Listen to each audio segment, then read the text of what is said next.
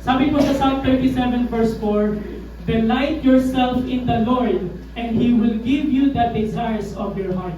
Si Lord ang magbibigay ng desire sa puso mo.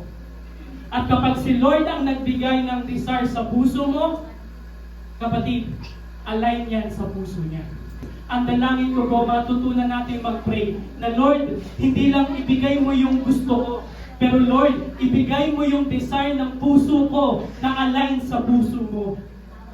Yun ang tamang way para malaman natin ang kalooban ng Diyos. Hindi yun nakadepende tayo sa feeling, hindi nakadepende tayo sa mga signs and symbols, hindi nakadepende tayo sa swerte, hindi nakadepende tayo sa connect the dots, hindi nakadepende tayo sa random Bible verse pagbukas natin ng Bible. Ang tamang way para malaman natin ang kalooban ng Diyos, Lord, give me the desires of my heart aligned to your heart.